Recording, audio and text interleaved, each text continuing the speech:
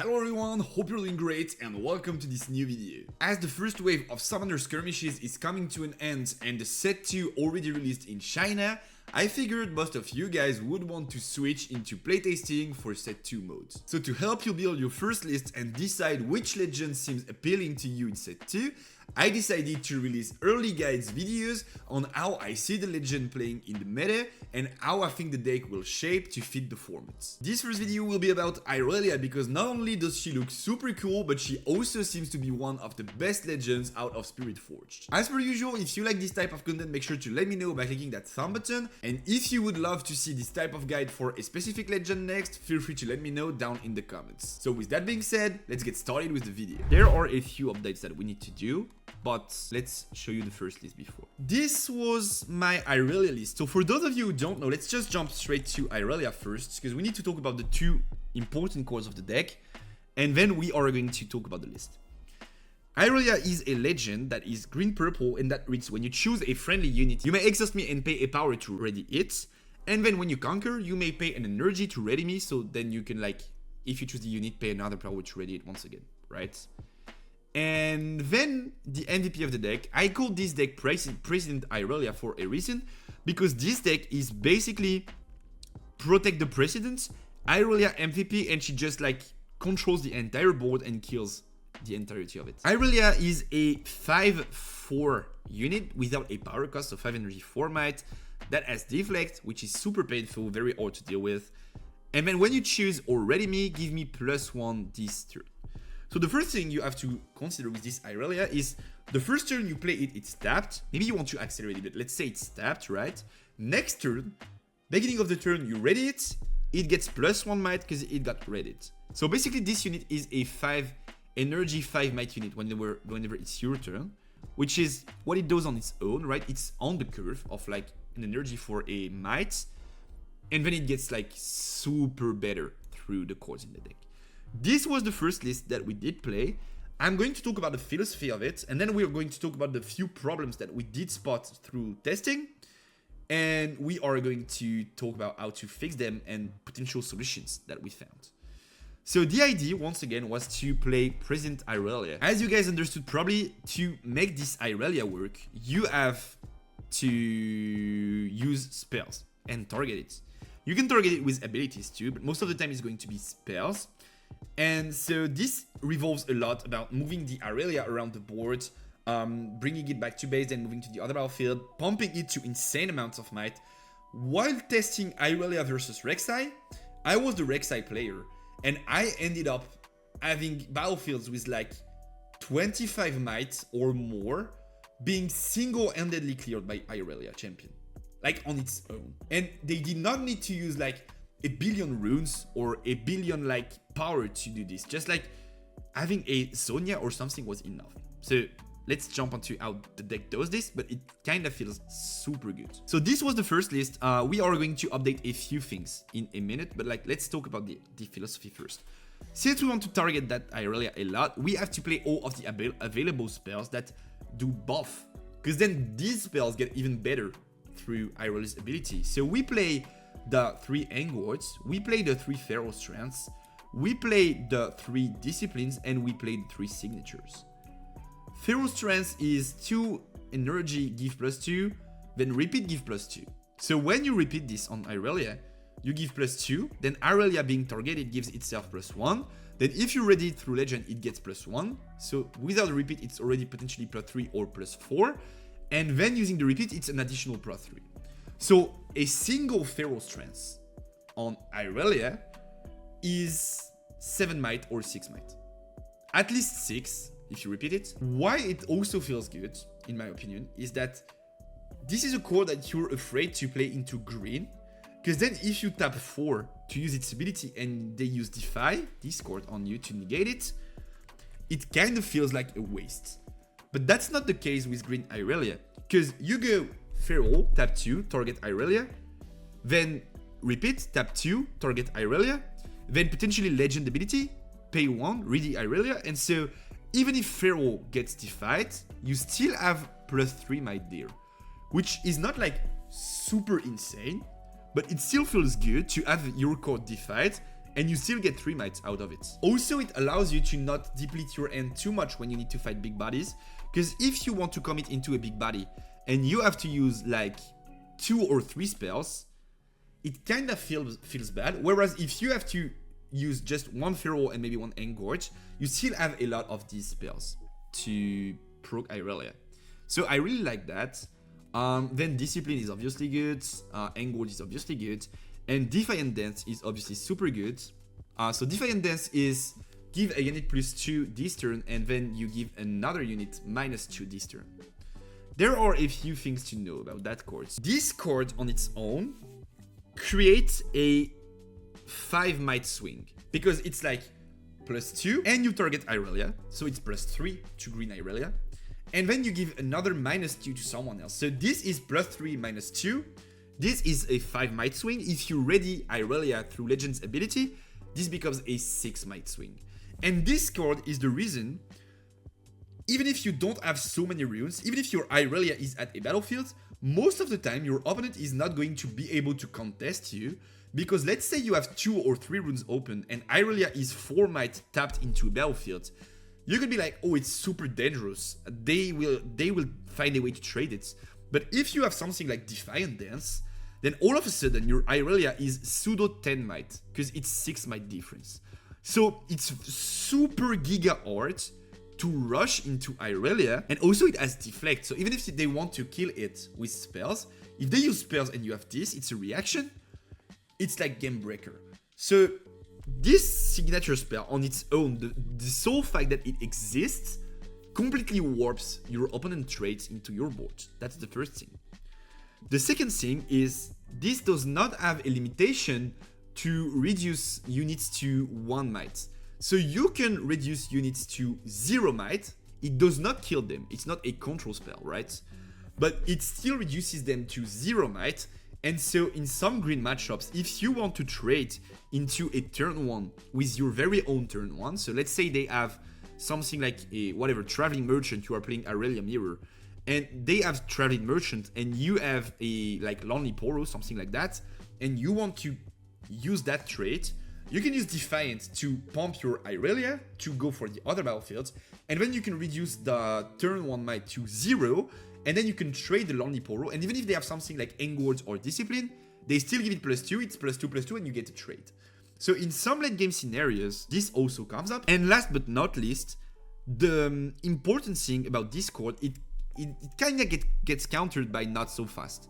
Not So Fast is a counterspell, a new counterspell for green, that I feel like you have to play in some decks like Ornn, probably in the main boards. Not So Fast is counter an enemy spell or ability that chooses a friendly unit or gear. And so with this spell, you have the ability to target your own units to avoid being countered by Not So Fast. So let's say you only need like 3 might, 4 might, you can use Defiant on your Irelia, and then -2 on your like whatever traveling merchant in base, Tide Turner in base. And so they go down in might, but your Irelia still gets the +2, then she got targeted, so she gets a +1, then she potentially readies through legend ability, so she gets a +1, and this card on its own for 1 might and a power is +4, which sometimes is enough to win the game and play around Not So Fast at the same time. So this card is super important. There is a lot to know about this card and how it pressures your opponent, and it's so important that we wanted to play cards to be able to replay it several times during the game, because it's such a cheap but big might swing. And then we also wanted to play 2 Fizz. Basically, Fizz is some sort of pseudo spell. Why would we not play more of Fizz? Is because Fizz only gets super good when you find the spells, and if you have the spells, most of the time you don't need the Fizz. But sometimes you have just 1 Feral Strength or just 1 Discipline or just something like that, and you need to dig a bit more through the deck, and having the ability to use Fizz on a Discipline or the 1 stack deck that you play is enough.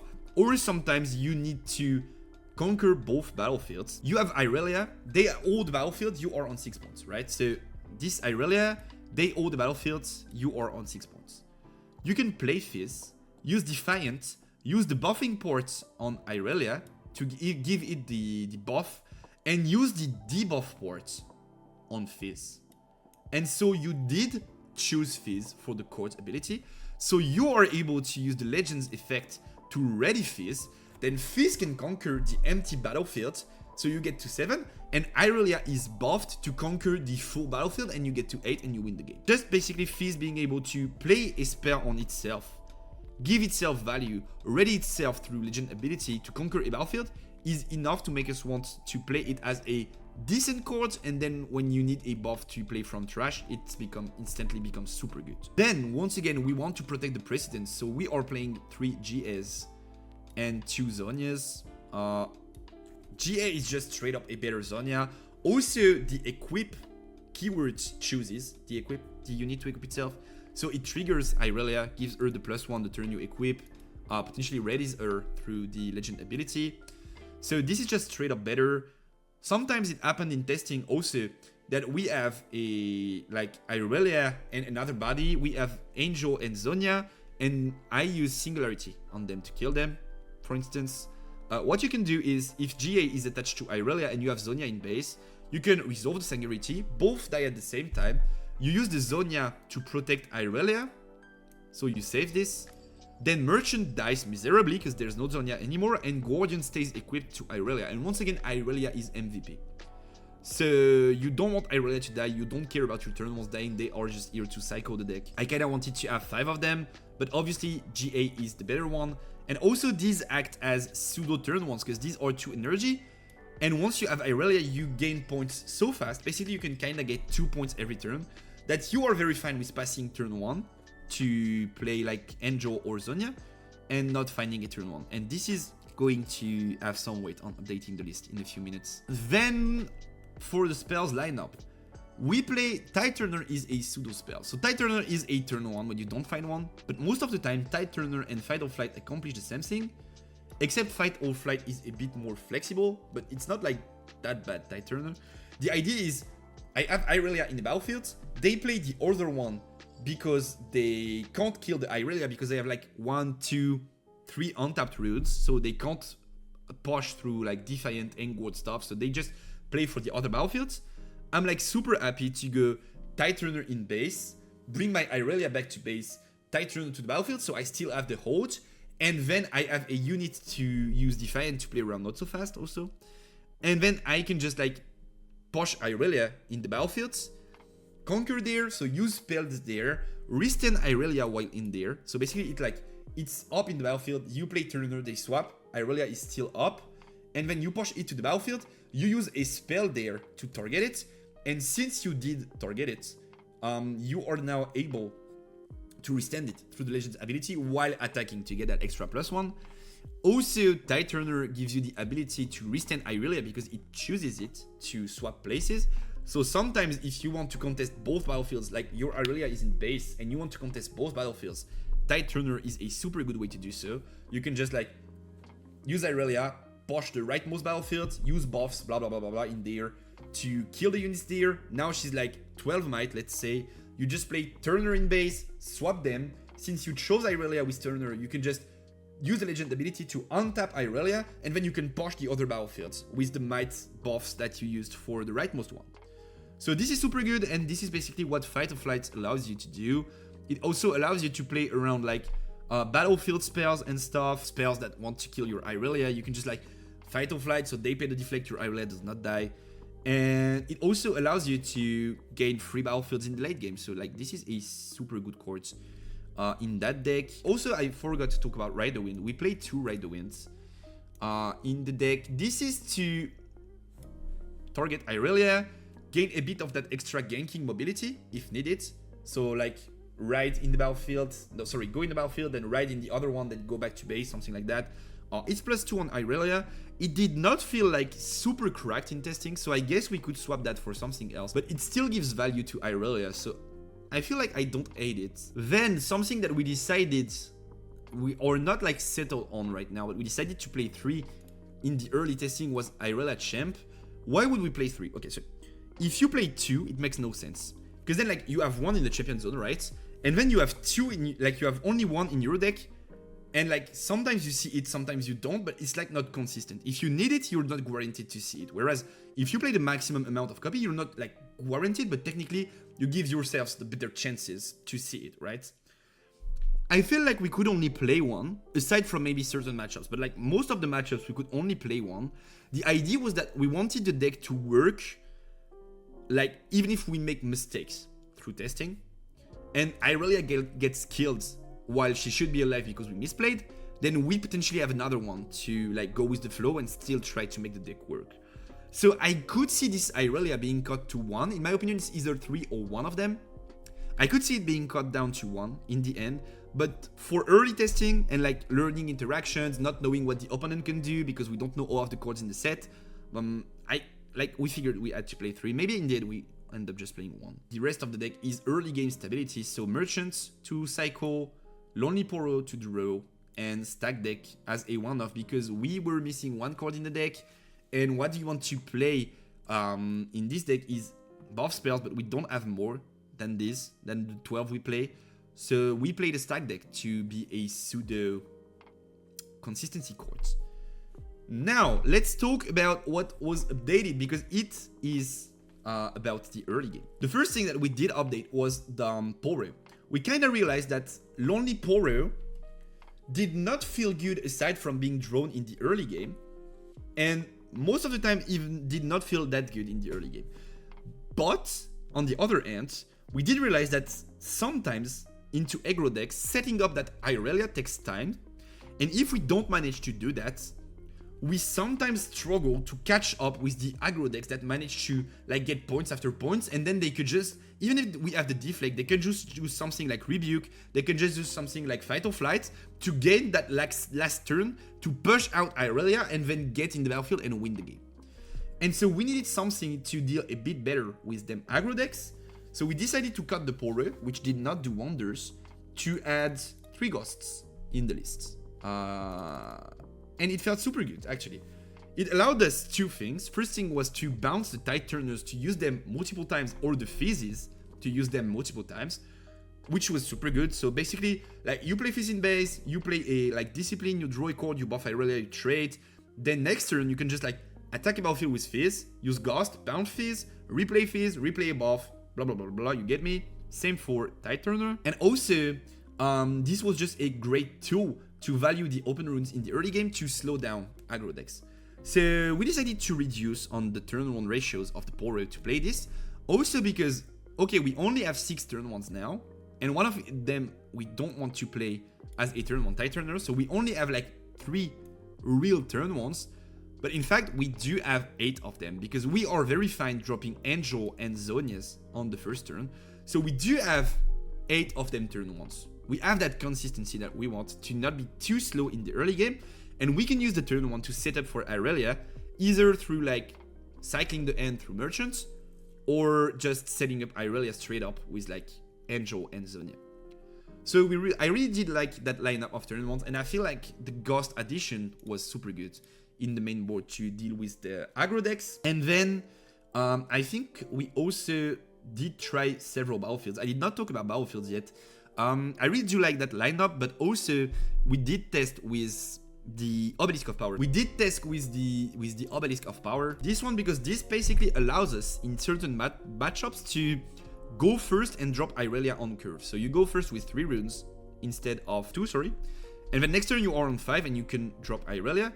And this feels especially good into aggro matchups, weirdly enough. Because what gives them the edge is that sometimes when going first, like you don't really want to go first. You kind of want to go second, so you can drop Irelia on curve into something like Annie, because she does not have a way to deal with your Irelia in base most of the time. But then if you go second, you give them 2 turns to like have 3 points, and you don't want that. So going first allows you to, I play a turn 2, you play whatever, then I play Irelia. And next turn, when you start scoring points, I'm going to be smashing your units already, and this gives you a super good situation into aggro decks, weirdly enough. So we did end up cutting on the Targon's pick to play this. Windswept is obviously to have like that Irelia move around the board, and then Dreaming Tree is just makes sense because you have a billion buff spells, so you have to play that Dreaming Tree, right? So that's about it for the list. Let me show you the updated one now. Now, let's talk about the chords that we opted not to play. The first one, and everyone keeps bothering me with that one, so I feel like you guys must really like it, right? Is Stella Chord. Oh, kitty cat. Stella Chord. This one. So Stella Chord is when I moved row 1. In theory, it's like not too bad because you can just like play it, then you move it once, you use a spell there, maybe you conquer, you kill something, whatever. Then you ready it through Irelia's Legend ability, then you move it back, you draw another one, you make value. On paper, this looks kinda decent. The thing is, one, it's kinda slow because like it's 4 energy, so sometimes you don't even have a turn to drop it because like you are going second, you are on 3 runes, so you can't drop it. Then you are on 5 runes and you kinda want to drop Irelia already if you're in a matchup in which she can't like miserably die in base, or you did manage to set up a Guardian Angel or a Zonia. So this already was a problem. This also combines with Obelisk, because then if you play the Obelisk strategy going first, you have the same curve, so like 3-5, you don't even have a turn to play Stellacorn. And also, I feel like these chords, people are being baited by these chords. Because like, to make this work, you want to use spells to ready it and draw several chords a turn.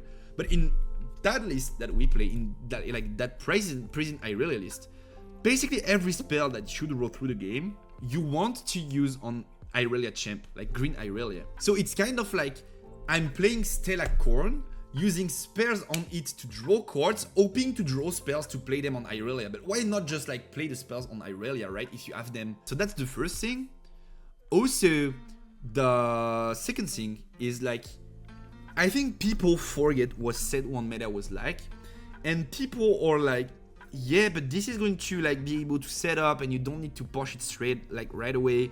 But like guys, this chord dies to basically everything. Like people right now are tired of playing Kai'Sa. They are tired of playing Annie and stuff. Like they want to play new stuff. So they test against new stuff. Like just makes sense, right? People want to play new stuff. But don't think that Kai'Sa is going to be like a trash deck. It's going to see play. Don't think like red is going to become a trash color. Red spells are going to see play. And then like this is going to like get blasted by like Falling Star. This dies to X-Tech Ray. This dies to Void Seeker. This dies super easily to a lot of stuff.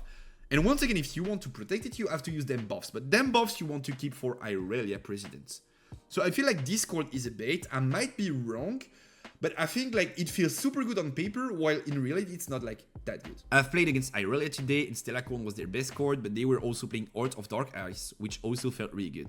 I feel like both of these chords are super slow. They like Heart of Dark Ice is not like super trash, but I really do want to be in that spot in which I can move Irelia around super fast and play the fewest setup I can play, so that Irelia becomes like ready and available and can combine with spells like super easily in the mid game. And having to combine all of these chords in the early game is a weight that I don't want to deck build with, because I feel like setting up for Irelia is already more than enough to win most of the games. So Stellacorn we did not end up playing. I saw someone talk about Treasure Hunter. Let's talk about the chords that we did not play. Treasure Hunter is when I move, generate a gold gear token. At first it was in the deck. It was in the spots of Tide Turner. But we kind of found out that if you don't draw it in the super early game, it becomes a pseudo dead draw in the mid to late game. Like this is something that you really don't want to draw into. Whereas Tide Turner, you kind of find drawing into it in the mid to late game. It gives you extra plays, extra potential. And also, the way we built the list, we ended up realizing that we don't pay that much power. Like if you look at the deck, the only cards that do pay power are Defiant Dance, Ride the Wind, Fizz, and GA to equip. And that's it. You never hide the Zonia, you just flat out play it. And the other cards are power free. And so yes, there are turns, and Defy, sorry. There are turns on which you end up paying 2 to 3 power. But if you manage your resources properly, it kind of felt like the legend is power hungry, but it's super fine. It's like, it just feels like super fine. So most of the time, I feel like you don't need to have them gold tokens, treasure tokens, whatever, to like use that ability. You just have to manage it properly. And yeah, this card was just not too good to draw into in the mid to late game. And then the last card you were talking about is Boots of Ganking. My teammate, editor, however you want to play it, neither, maybe some of you know about him, currently wants to test that card. I really don't think it's good. I really don't think Boots of Sweetness is good. I feel like most of the time you can just gank all over the board anyway, because like you have Irelia in there, you just like tap it to base, play a spell, untap it, and you can just move to the other one. We also play the ganking battlefields for like some scenarios in which you really need to gank and then go back to base and not be exposed in the battlefields. And I kind of feel like, yeah, +2 is decent, but I might as well play consistency to hit these spells that gives me like +3, +4, +5, +6 than just having a +2. This card is not trash though. He wants to test it. Maybe he's going to come back and say like, it's super good, we need to play it. But I really don't think it's like that good. And I think it's not going to see play in Irelia, or maybe it's going to at first, but not like in the optimized versions of the builds, because you just don't need it. You can just basically move through battlefields like 2 times a turn if you want to. Also, we have these cards, and these cards are like pseudo Boots of Ganking. Like, you want to conquer both battlefields in the turn? Okay, Irelia in base pushes to the rightmost. Turner, we swap. I read it because I chose it. Pushes to the leftmost. Exact same. Irelia in base, pushing to the rightmost. Conquer. Fight or flight, bring it back to base, I chose it, read it, push to the leftmost. So these cards, even though you don't have like permanent ganking, they give you pseudo ganking when you need it. I feel like it's enough. I feel like you don't need more. Something that I did not talk about yet, but let's do it now. Why would we play that? I've seen online lists go like 3 purple Irelias. Why would we want to play that? Because I mean like, this is your spells that choose me cost 1 energy or 1 paralyze, but it already costs a power on play, and then it does not get value. So if we just want to use the runes to play spells and make value out of them, we want to play a billion spells, why would we just not play this? I feel like this is just like so much better. I don't see why people would play it. It's not like trash, but it's not good neither. Noseversonger? Oh yeah, Noseversonger. We can talk about that already. I already talked about Spellsonger. I feel like Spellsonger is super bait into basically almost any green deck. Or in Ornn, I feel like it's bait. In Irelia, I feel like it's bait. It's just too slow. And once your Irelia is like swinging around the boards using spells to get might, you don't need to have like twice that amount of might. I told you before, I've had Rek'Sai battlefields with like 25 plus might being single-handedly cleared by Irelia. Because like, they have Irelia in base, and they have something like GA or Zonia, or maybe they don't even need it, but let's say they have one of these in like a mid-game scenario. I have like 25 might in Trifarian Warcamp because they have tokens and stuff there. Well, Irelia is just going to like get in there, tap itself, then they play something like Engorge and then Defiant. This grants Irelia like 12 might, something like that. Like, it's crazy the difference that it makes. Because then it's like +3 of this, so it gets to... it read it at the beginning of the turn, so it's like +1. Then they play Engward, it's like +3, so it's already +4, it's 8. And now they play Defiant. It gets +3 again through the Defiant. Then they give -2 to one of my units there, so technically it's +2, but let's just say -2 there. And then they can read it through the effect here, but we don't want to now. So this Irelia is now 11 might, just swings at my BF, clears half of my BF, Angel dies, or like Zonia dies, Irelia goes back to base tapped, and then you just use something like Discipline, and it goes to +3, or just like Tide Turner, or just like whatever, Fizz. It goes to like +3 again. Now it's something like 15 might, Legend ability, you pay power, you read it, +1 power because you read it, and then you just swing at my battlefield again and you clear it. So why would you need to have Spellsonger when all of these gears are better protectively and as good as Spellsonger offensively? This is my point. And then rune wise, it's just 7-5 split because you want to be able to defy in the early game sometimes. And that's about it. Rest of it, it could be a 6-6 split, it would be fine. We just went 7-5 because sometimes you want to be able to defy in the early to mid game. and having access to like that extra green rune makes sense. Is the side is gonna be counter spells to back up the main plan? I feel like we are not going to be able to talk side decks for a while, because like if we want to talk side deck, we have to consider what's being played in the format, and we have no clue what's going to see played in the format. So I don't feel like building a side deck at this point would be relevant, because then it's like, okay, I have a side deck, but I don't know what I'm playing into. So what are my win conditions? What do I want to add in side deck? This is not something that I feel like I'm ready to talk now, and I'd rather not talk about it than suggest things that end up being wrong because the format is not what I expect, right?